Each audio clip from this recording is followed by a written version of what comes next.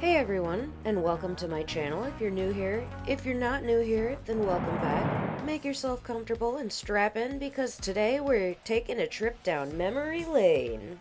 I decided to take on the 6 fan arts challenge with Jack Frost from Rise of the Guardians, Littlefoot, as you can see here, from The Land Before Time, Spyro, Sarah Hawkins from Disney's Treasure Planet, and Terra from the TV show Teen Titans. And I'd be remiss if I didn't mention my boy Sora from Kingdom Hearts.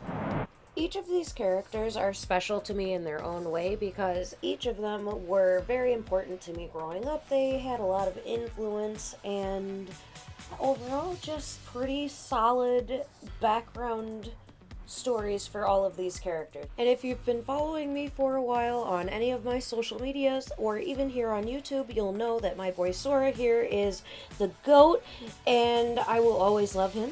And here we have the sketch of the wonderful Mrs. Hawkins, Sarah Hawkins, for those who are unaware of who she is from the Disney's movie Treasure Planet. And I had to sketch her out and line her up a couple of times, as I did with the other characters besides Sora and Littlefoot for some reason, probably because I'm just a little bit more familiar with how they're constructed as characters. So I wanted them to be recognizable as the characters that they are, obviously, but I also wanted them to be in my own style because, you know, I can. It's supposed to be fun. Sorry, my brain just malfunctioned there for a moment, but yes, it's supposed to be fan art. And many of these characters I have never drawn before, except for my boy Sora here, of fucking course. And I did mention earlier that I did a few different sketches and line arts for each of these characters besides Littlefoot and Sora, but that's really because I didn't want to fall into the Disney princess trope right here like it looks like I'm doing with Sarah Hawkins. She's got the, you know, like big eyes, big wide smile like the Disney princesses, too soft of a face. And then here, kind of the same thing with Terra actually, as she just looked too young for me. So I'm glad that I took the time to go back and redraw these characters that I needed to, because they felt lifeless on the page for me at first. Then when I went back and I re-looked at their color palettes, I readjusted the colors so that it would translate to digital art better, but also to my style better. And Terra here is my girl.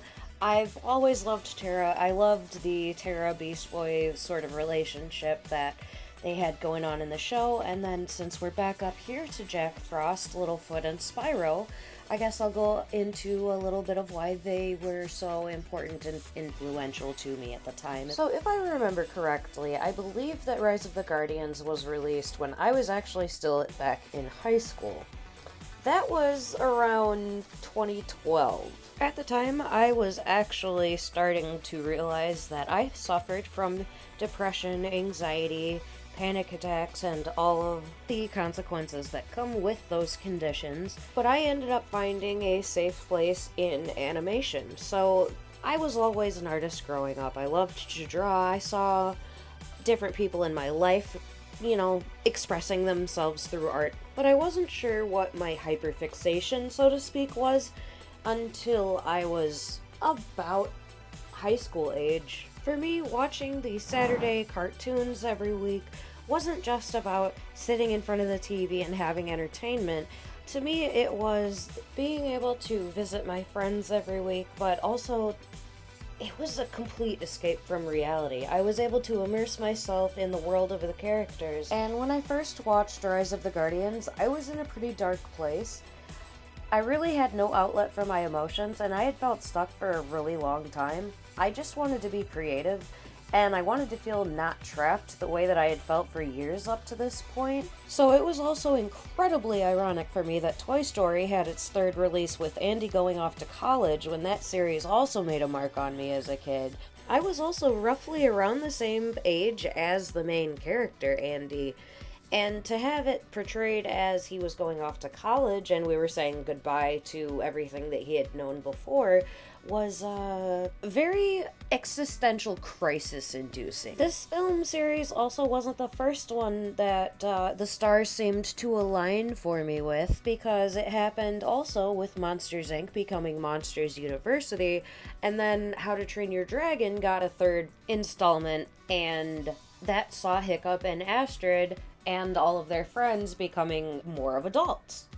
Film became like a mirror for me. The characters in the shows and the cinema films that I watched reflected my own situations and struggles in a way I felt I couldn't yet outwardly express. Sort of like how Tara was controlled by Slade, I felt like I had very little to no power in my own life as I was growing up, and so these characters helped to reflect the stages of my life, so to speak.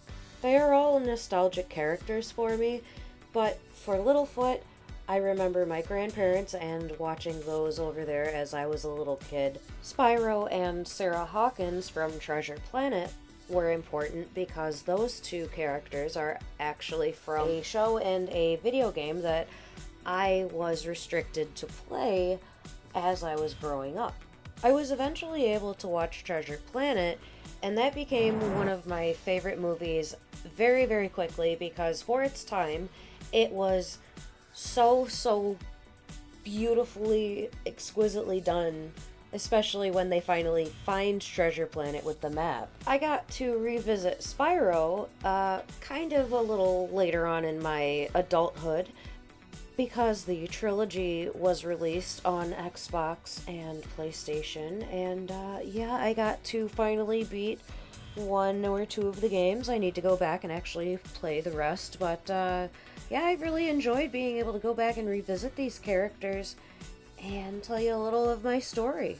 I will also be linking down below. There is an artist who helped me to actually get back interested into Rise of the Guardians when I was younger and first, like, coming to know about them as characters and what their stories were, because in Rise of the Guardians, it is very different from what we know from regular fairy tales of lore today. I just wanted to give out a nice shout out to this artist for helping me to see the absolute boss of a narrative that the entire movie is, and I really wish they would have come out with a second one. I know it was in talks for a while, but I'm not sure. Let me know in the comments below if you've heard anything for any upcoming sequels or prequels to any of these media characters and their franchises.